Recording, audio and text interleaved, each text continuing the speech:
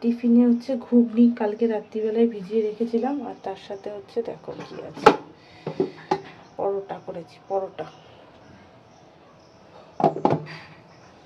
চা করে নিয়েছি দুজনের, এবার চা খাবো। 7:33 বেজে গেছে। আজকে একটা টিফিন করে ধরে গেছে। নর্মালি শসা বা কোনো ফল দিলে আলাদাতে দিই, আজকে ধরে গেছে। এখান থেকে আমার জন্য একটু তুলে রেখে নিচে পাঠিয়ে দেবো একসাথে। ময়লাটা ফেলবে তো? কি হলো? ওপরে জামা, নিচে হাফ প্যান্ট, কি ব্যাপার? এবার বেরোবো। কেমন ঘুম হলো আজকে বৃষ্টি ভেজা ওয়েদারে? তুমি এসিটা বন্ধ করে দিয়েছিলে? হ্যাঁ। কটায়? আমি সঙ্গে সঙ্গে বন্ধ করে দিয়েছি, ফ্যান চালাতেই হয়ে গেছিল। চা খাচ্ছে এখন। দুটো বিস্কুট বের করে ওটা ঢাকনাটা দাও, নরম হয়ে যাবে জিনিসটা। তো বেরোচ্ছে। গুড মর্নিং বলেছো আজকে? Good morning. সব মোবাইল নিয়েছো তো? হ্যাঁ, আমি আমার মোবাইল নিজের কাছে রেখেছি, নাহলে কি করে বলো তো, ভুল করে আমার মোবাইলটা ভুল করে নিয়ে চলে যায়। একদিন দুদিন এরকম হয়েছে। মার মোবাইলটাও নিয়ে চলে গেছিলাম। অন্যি দেখবো অন্যের বউকেও নিয়ে চলে এসছো। জোকসের পার্ট। বউটা ভালোই চেনে, তাই না? তো এই যে মাদের ঘুগনি আর পরোটাটা দিয়ে আসি। আজকে একটু পরে ফুল তুললেও হবে, কারণ বৃষ্টি ভেজা ওয়েদার। সকালে মশলা করেছিলাম ঘুগনির জন্য, তো বেঁচে গেছে, এটা একটু রেখে দিলাম কন্টেনারে, আবার একটা তরকারি হয়ে যাবে। আর সব কিছু গুছিয়ে নিয়েছি, মানে মুছে নিয়েছি আর কি। মেঘলা মেঘলা ওয়েদার, যে মাথাটা কেমন একটা যন্ত্রণা করছে। তো পরিষ্কার করে নিয়েছি, সিঙ্কও খালি। আর সকাল থেকে কম বাসন মাজিনি, এগুলো সব এখানে উপর দিয়ে দিলাম, শুকিয়ে যাক, পরে তুলবো। আর ঘড়িতে দেখো কটা বাজে, 8:10, ঠিক আছে।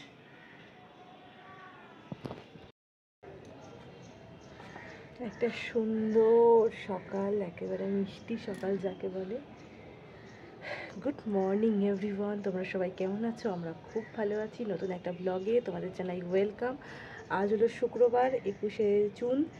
তো গতকাল তো সবার, মানে যে যেখানে থাকে সব জায়গাতেই বৃষ্টি হয়েছে শুনছি, আর মেঘও ডেকেছে।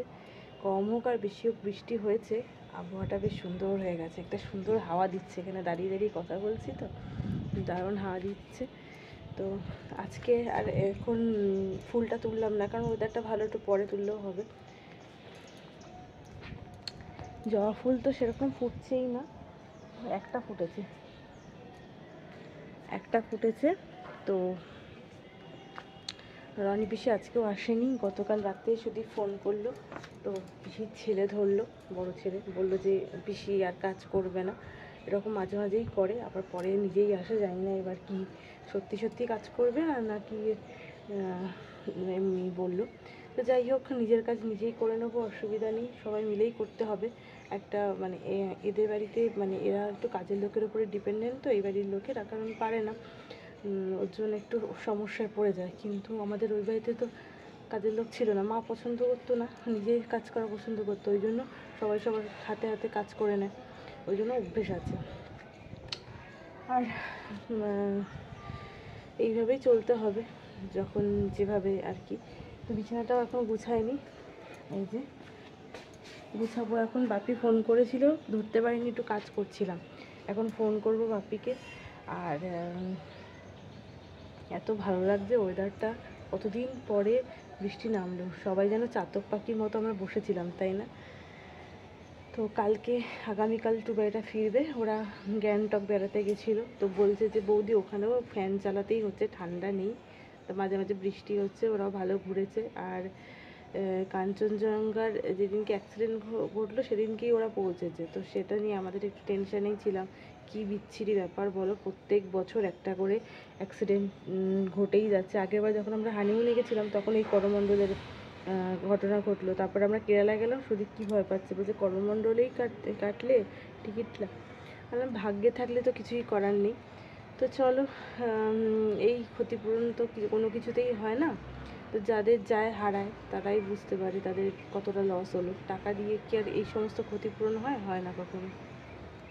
তো চলো একটু পরে খেয়ে নেবো, বিছানাটা গুছিয়ে নিই, বাপিকেও ফোন করে নিই, পরে আবার কথা বলছি। আর মাধবী পিসি আসলেই হলো। 12টা বেজে গেছে। পিসি এসেছিলো আজকে, মাধবী পিসি, তবে অনেকটা লেট করে, 9:30টার সময় আমি ফোন করলাম, তখন বলছে হ্যাঁ হ্যাঁ আসছি। আমার তো টেনশন শুরু হয়ে গেছে যে কখন আসবে না আসবে, এখনও আসছে না, মোটামুটি 9:15-র মধ্যে ঢুকে যায়, আসছে না, এই হচ্ছে ব্যাপার। তো স্নান করে পুজো করে নিলাম। আর আজকে একদমই রোদ ওঠেনি, এই যে মেঘলা মেঘলা ওয়েদার। আর তোমাদের আছে গোপলু সোনাকে একবার দেখিয়ে দিই, কারণ কালকে থেকে তো আবার কদিন পুজো বন্ধ থাকবে, কারণ কালকে থেকে তো শুরু হচ্ছে অম্বুবাচী। আমাদের বাড়ির এই বাড়ির নিয়ম হচ্ছে অম্বুবাচীর দিন সিংহাসন ঢেকে রেখে রাখা হয়। তা আগের বাড়ি দেখলাম, তা তোমাদেরকে দেখাচ্ছি। কেন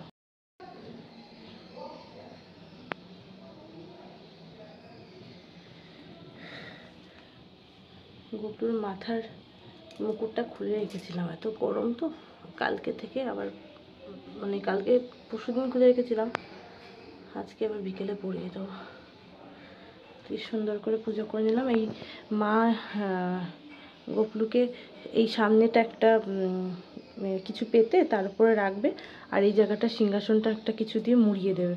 মাকে বললাম স্নান করে এসে এগুলো করে নাও। কার কার বাড়িতে, সবার বাড়িতে মোটামুটি মনে হয় অম্বুবাচী মানে এই দিনটা মানে পুজোর জন্য মানে এক একজনের একেবারে নিয়ম। তো অনেকের বাড়িতে মানে হয়ও শুনেছি, মানে পুজোও হয়। তো যাই হোক, আমাদের বাড়ির এই নিয়ম, মানে আগের বার আমি যেটা দেখেছি মা তাই করে। এই সময় তো কামাখ্যা মন্দিরে বিশাল মানে ভীষণ ভিড় হয়, ভীষণ, জানোই। আজকে তো পিসিকে মাছ করতে বলেছিলাম, মাছই করেছে। কী কী করেছে খেতে যাওয়ার সময় তোমাদের দেখাবো। এই বাড়িটা সেই টুবাইয়ের বিয়ের সময় তো মনে আছে, এই কুকুরগুলো ওদের বাড়ির দোতলার ছাদে কুকুরগুলো খেলছিল, বাপি রাখছিল, 3তলা হয়ে গেল। পুজোর মধ্যে লোকজনও চলে আসবে, একদম পাশাপাশি বাড়ি। তো চলো। আর আমি এখন একটা সিরিজ দেখছিলাম, ওই বোধন 2, ওইটা দেখছিলাম। বোধন 2 তো না, বোধন 2 না, সরি, রাজনীতি সেকেন্ড পার্টটা। তো ওই দিতিপ্রিয়া আছে, তারপরে হচ্ছে অর্জুন আছে, অনেকেই আছে। আমার দিতিপ্রিয়ার অভিনয় খুব ভালো লাগে, তো ফার্স্টে তো আমার খুব ভালো লেগেছিলো। আর কৌশিক গাঙ্গুলি রয়েছে, ওনার অভিনয় তো দুর্দান্ত লাগে। ওটা দেখবো। তাড়াতাড়ি করে স্নান করে যদি পুজো করে নিয়েছিলাম যে একেবারে পরে আসি, চিনিটাও ঢাললাম, শেষ হয়ে গেছিলো। তো মোটামুটি এপ্রিল মাস থেকে গ্যাস চালু হয়েছে, এখন তো চলছে, জুন মাস হয়ে গেল, জুলাই মাস করতে বাকি, হুট করে না আবার কবে শেষ হয়ে যায়। যদিও একটা স্টোরে আছে, এবার আমি এবার পারি না মানে চেঞ্জ করতে, মানে একটু ভয় লাগে। ওই বাড়িতেও করতাম না, বাকি করতে দিত না, তাকে শিখতে হবে আস্তে আস্তে। আর ওই চিনিটা ঢাললাম, চিনিটাও সেই এপ্রিল মাসে ঢেলেছিলাম, আর এখন শেষ হলো, মানে শেষ হলো আজকে, তো সেটা ঢেলে রাখলাম। তো চলো পরে আবার খেতে যাওয়ার সময় দেখা হচ্ছে। মানে বৃষ্টি হলো কিন্তু ভালোই গরম, ঘামছি প্রচণ্ড। ইভিনিং, এখন ঘড়ির কাটা হচ্ছে 7:10, আর আমি চা করলাম। আজকে গ্রিন টি খাবো না, আজকে কি খাবো দেখাচ্ছি, একটু দুধ চা খাচ্ছি, দেখতে পাচ্ছ, দুধ চা খাচ্ছি, ব্যাক ক্যামেরা দেখাচ্ছি, কালারটা জাস্ট ফাটাফাটি এসেছে। একটু চা খাবো। কিন্তু পিসি আজকে আবার সন্ধ্যাবেলা ডুব দিয়েছে, কি বলি, সে গ্যাস আসবে না, ফোন করেও জানায়নি। আমি ফোন করলাম, তবে গিয়ে বলতে গ্যাস আসবে, তার জন্য আজকে আসতে পারবো না, কালকে মানে বিকেলে আসতে পারবো না। কিছু একটা করতে হবে, কিছুটা আছে, কিছু করতে হবে, এই আর কি ব্যাপার। তো দেখাচ্ছি, দাঁড়াও ব্যাক ক্যামেরা, এই যে দুধ চা, কালারটা জাস্ট দেখো, দেখো, এই যে সোয়াবিন করছি, হয়েই গেছে, আলুটা সেদ্ধ হওয়া বাকি। আর এখানে অনেকটা সয়াবিন একটু সিদ্ধ করে রাখলাম। বিভিন্ন সয়াবিন এই সিদ্ধ করার সময় অনেক কাজে লাগে। চাউমিন একটু দিলে ভালো লাগে, কি অন্য তরকারিতে একটু সয়াবিন ফেলে দিলাম, তার জন্য একটু সিদ্ধ করে রেখেছি, এটা রেখে দেবো। আর